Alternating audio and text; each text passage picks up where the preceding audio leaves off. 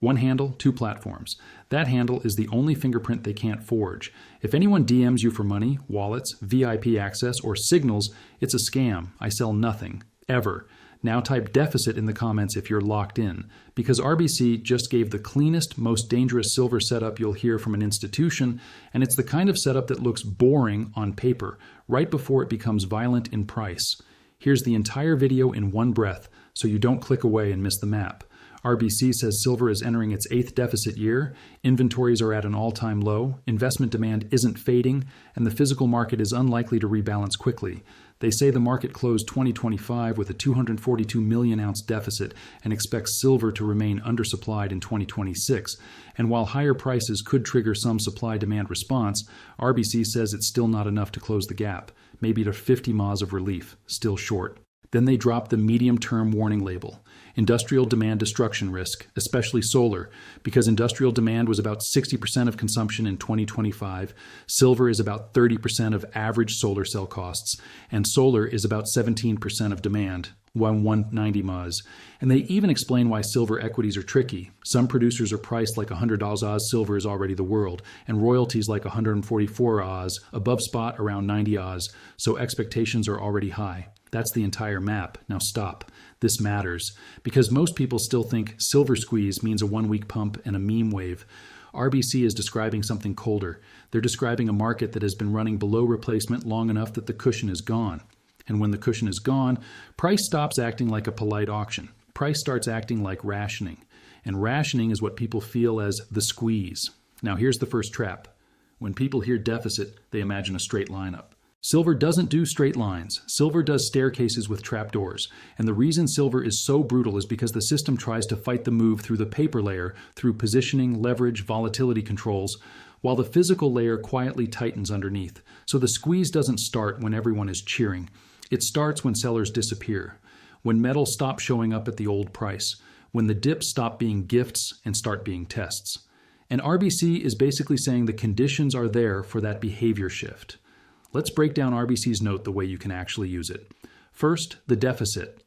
RBC analyst Marina Calero says silver is entering its 8th deficit year with inventories at an all-time low, and investment demand showing no signs of abating, adding the physical market is unlikely to rebalance quickly. 8th deficit year. That's not a normal commodity market. That's a long-running imbalance. And then the number that should make you sit up. She says the silver market closed 2025 with a 242 million ounce Ms deficit and expects it to remain undersupplied in 2026. 242 million ounces. That's not tight, that's structural. Now why does that matter? Because deficits stack. If you run deficits for years, inventories get drawn down. If inventories are already at an all-time low, you lose the shock absorber. And when you lose the shock absorber, every new wave of demand hits harder. That's why silver becomes violent in these regimes. Not because the story is exciting, because the math becomes unforgiving. Now second, the price fixes everything myth. RBC does not believe higher prices quickly cure this imbalance. Calero says that while higher prices could trigger some response, the relief looks limited. Secondary supply plus weaker jewelry and silverware demand might ease the deficit by roughly 50 Ms, but that would still be insufficient to close the gap. That is huge, because it means even the relief scenario stays short. So if the market stays short, the market stays tight. And if the market stays tight, price doesn't need a conspiracy. Price needs a rationing function. Now third, supply response. This is where most people get lazy and say, mines will ramp.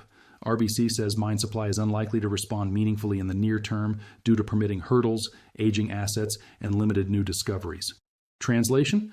You can't just turn on a new mine because the price went up. Geology doesn't care. Permits don't care. Build-out timelines don't care. So in the near term, the market can't fix a deficit with supply, which means it tries to fix it with demand. And demand is mostly controlled by price. That's where the squeeze starts. Now fourth, why RBC thinks the squeeze persists near term? Because demand isn't only industrial. Demand is also investment, and RBC thinks the macro keeps that investment bid alive. Calero expects supportive macro conditions to keep investment demand firm, noting the right macro ingredients are in place: a weaker dollar, demand for real assets, and easier monetary policy. Stop. That's the recipe. That's the reason silver can stay bid even after scary moves. Because if macro conditions keep pushing investors toward real assets, the sell button becomes less attractive. Sellers get stubborn, buyers keep showing up, And in a deficit market with low inventories, stubborn sellers are the fuel. Now let me translate the squeeze hasn't even started yet into something concrete. A squeeze begins when the market stops behaving like it has plenty. When you have plenty, dips last. When you don't have plenty, dips get bought fast. When you have plenty, sellers are happy to hit bids. When you don't have plenty, sellers hesitate. When you have plenty, the market can absorb demand. When you don't have plenty, demand forces repricing. RBC's language, 8th deficit year, all-time low inventories, undersupplied into 2026, describes the kind of environment where plenty is gone. That's why this matters. Now, here comes the part that makes RBC credible and makes your content stronger than most YouTube silver hype. They give you the bullish near-term setup, and then they give you the warning label. Because the truth is, silver's biggest strength is also its biggest vulnerability. Silver isn't only a monetary hedge, silver is also an industrial input, and industrial demand can be engineered around when prices get too high. RBC says the gold-silver ratio is expected to hold around 60-65x in the next couple of years as tight physical conditions persist.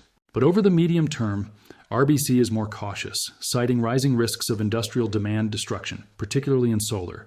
Now listen carefully to the numbers RBC gives you, because these are not small. Industrial demand remains the biggest question mark, Calero says, and industrial demand represented about 60% of total silver consumption in 2025. 60%, that means silver is not like gold. Gold is mostly monetary psychology. Silver is monetary psychology plus industrial necessity. And when a metal is 60% industrial, you have to respect what happens when price becomes a problem for manufacturers. RBC says silver now accounts for roughly 30% of average solar cell costs, prompting accelerated thrifting and substitution efforts. That is the medium-term break, and RBC goes even further. With solar accounting for 17% of total demand, about 190 mazes of demand in 2025, a silver-free solar technology could be the final cure to high prices, the analyst wrote. So RBC is basically telling you, near term the physical market is tight and likely stays tight. Medium term, the higher prices go, the more industry looks for escape routes. That's the adult version of the squeeze, not silver to infinity. More like, silver can squeeze first, then innovation tries to cap it later. That's how commodities behave in real life. First, price shocks the system, then the system adapts, but adaptation takes time. Price moves first. Now let's talk about the part everyone ignores, equities. Because your viewers aren't just watching spot prices, they're buying miners and royalties and expecting leverage. RBC says silver equities remain attractively valued compared to the broader market, even though many names are already pricing in bullish silver assumptions. Then they give you the most important expectations check in the entire note. Silver equities premium to gold producers is above the historical average, with producers in our coverage pricing at $100 Oz and royalties at 144 Oz, above spot levels of $90 Oz, Calero wrote, adding that valuation and higher expected upside in gold leads RBC to favor pure gold producers. That's the nuance that saves people, because it means parts of the silver equity market are already leaning into a bullish future. So if silver keeps squeezing, those expectations get validated. But if silver stalls, equities can get punished because the market already paid up for the dream. That's why RBC, despite acknowledging the constructive near-term silver setup, still prefers gold over the medium term. Now, RBC also names preferred picks. Calero highlights Hochschild Mining and Kerr Mining as top picks, and Wheaton Precious Metals and OR Royalties in the royalty space. Again, that's not a meme post. That's positioning. Now stop.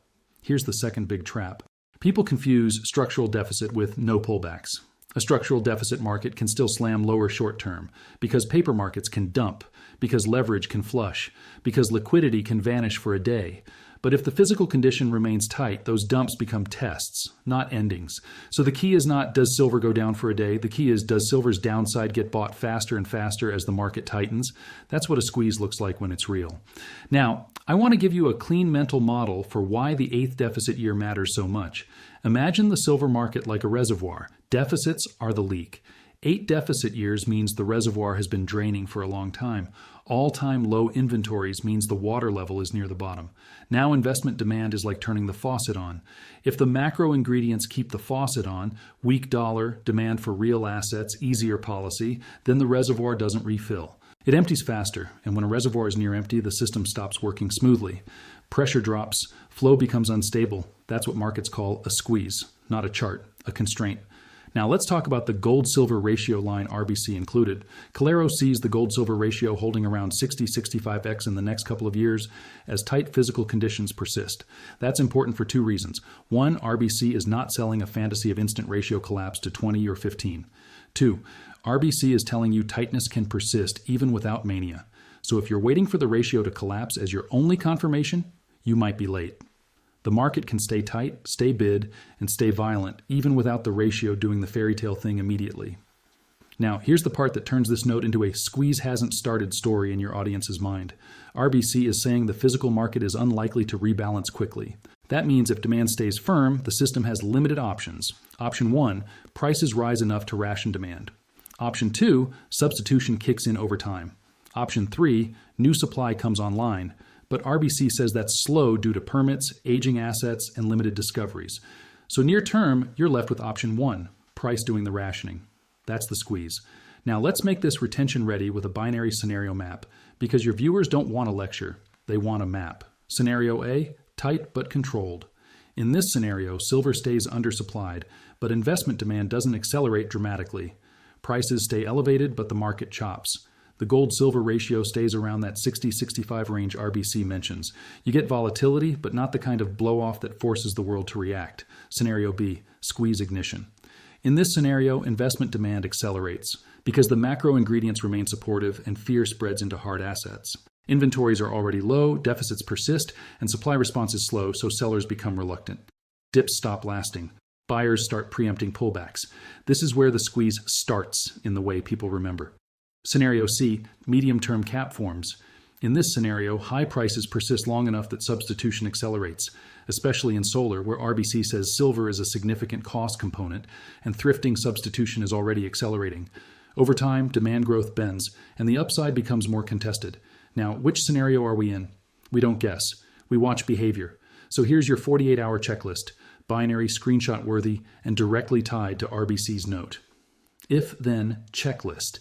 If new commentary and subsequent data continue to reinforce undersupplied in 2026, RBC's near-term squeeze thesis stays intact. If credible evidence appears that supply relief is coming faster than expected, that's the first crack. If silver dips and rebounds quickly, that's a sign sellers are reluctant. Tight market behavior. If silver dips and bleeds for days, that suggests supply is still willing to come out easily. Squeeze psychology hasn't fully engaged. If the gold-silver ratio stays broadly in the 60-65 range while silver holds firm, that matches RBC's base case, tight conditions without immediate mania. If the ratio begins compressing sharply, you're entering a higher volatility regime than RBC is calling as base case. If substitution headlines accelerate, especially around solar, treat that as the medium-term warning light RBC is explicitly waving. If substitution remains slow while tightness persists, the squeeze thesis stays cleaner. If silver equities continue trading like $100, $144 silver is already priced in, expectations are already high. If the metal doesn't keep delivering bullish outcomes, equities can correct even if the long-run thesis remains. That's the map. Now, let me close the biggest psychological loop. Why do people keep saying the squeeze hasn't started even when price is already high? Because in real squeezes, the memorable part isn't the first rally. It's the moment the market stops offering easy liquidity. It's the moment every dip is bought. It's the moment the seller disappears. It's the moment available supply becomes the story. RBC is telling you the condition for that moment exists. 8th deficit year, all-time low inventories, slow supply response, and macro conditions that support investment demand. That doesn't guarantee a straight line move, but it does mean the system is fragile, and fragile systems don't break gradually. They hold until they don't. Now the final pattern break. Most people will wait for confirmation. In silver, confirmation arrives when the move is old. The smarter approach is to watch the condition and watch behavior. RBC gave you the condition. Your job is to watch the behavior. This isn't financial advice, this is financial warfare education. 3 takeaways and we're out. 1. RBC says silver is entering its 8th deficit year with inventories at an all-time low and investment demand not fading. The physical market is unlikely to rebalance quickly. 2. RBC says the market closed 2025 with a 242 MAS deficit and expects undersupply in 2026 with only limited relief around 50 MAS, even if higher prices trigger some response. 3. RBC's medium-term caution is industrial substitution risk, especially solar. Industrial demand about 60%, silver about 30% of solar cell costs, solar about 17% of demand. 190 Mai Moses, and silver-free tech could eventually cap high prices, drop deficit if you want me to keep mapping banknotes like this as they drop, because the fastest way to get blindsided in silver is to ignore the constraint math and only watch the candle color.